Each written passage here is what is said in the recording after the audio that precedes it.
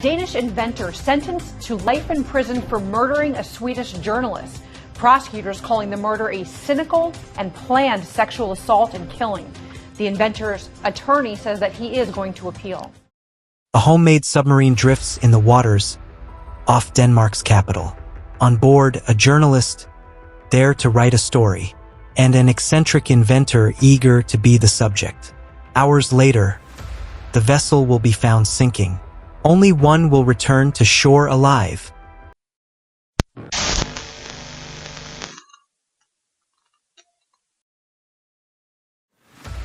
Today, the chilling murder of Swedish journalist Kim Wall. A story that began as a simple interview and ended in one of Denmark's darkest crimes. Kim Wall was 30 years old. A fearless journalist, she reported from some of the world's most challenging places.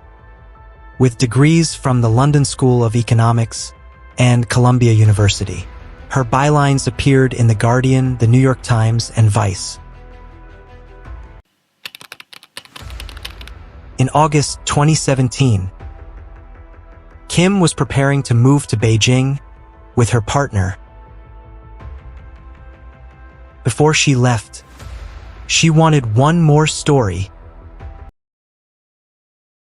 An interview with a Danish inventor, whose ambitions had captured the world's attention. I'm a maker of extreme machines, I'd say. I am originally educated a little bit as an engineer, a little bit as a naval engineer, a marine engineer. On a test day, I'll sit on a rock crying because it's so hard to organize people and to make it all work. And there's so much you have to think about. And you can be very, very alone in it. 4, 3, 2, 1, 0. Known in Denmark as an eccentric genius, he built rockets in his own lab, submarines in his spare time, and spoke often of sending people into space. Obsessed with engineering, living on the edge between brilliance and recklessness.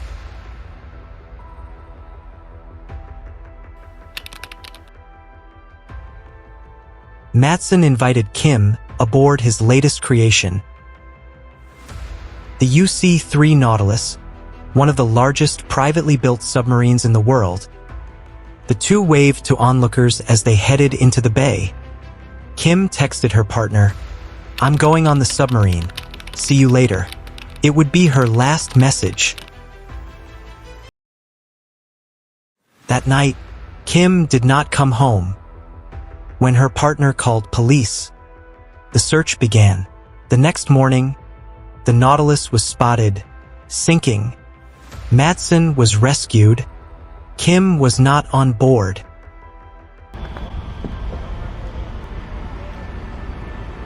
Peter!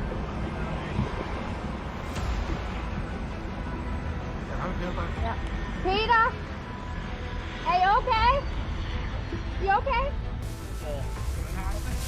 Jeg har det fint. Så er det godt. Lidt ked af det. Er du ked af det?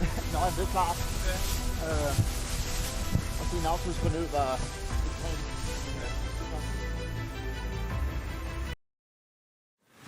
From the start, his story changed. First, he claimed he dropped her off on land. Then, that a heavy hatch fell on her head. Later, that she died of carbon monoxide poisoning. None of these explanations matched the evidence police would uncover. 11 days later, a cyclist discovered a female torso on a beach. It had been stabbed multiple times to prevent gases from forming and bringing it to the surface.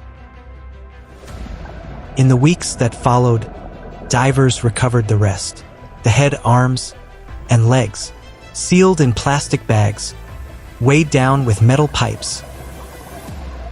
The autopsy ruled out Madsen's claims.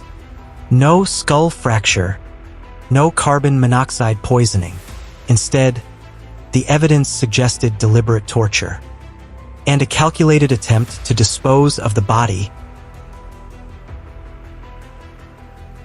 The trial began in March 2018, prosecutors described Madsen as a narcissistic psychopath who lured Kim aboard for a premeditated assault and murder. Evidence included violent videos found on his devices depicting women being tortured and killed. On April 25, 2018, Peter Madsen was found guilty of murder, sexual assault, and dismemberment, sentenced to life in prison, Denmark's harshest penalty. In October 2020, Madsen briefly escaped prison, threatening guards with a fake gun and a fake bomb. He was caught less than a mile away and returned to his cell. After her death, Kim's family founded the Kim Wall Memorial Fund. It supports women journalists who report in dangerous environments.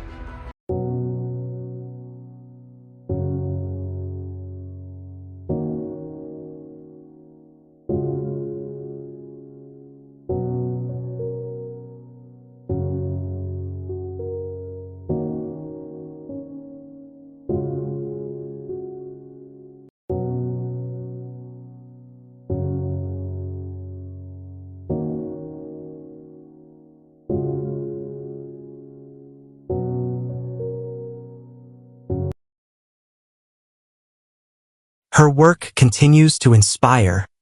Her voice echoes far beyond the story that ended her life. Kim Wall's final story was meant to explore human ambition, the drive to create, explore, and push limits. Instead, it became a story of deception, of violence, and loss. But in her own words, the world is bigger than we imagine, and it waits for us to explore it. That is how she will be remembered.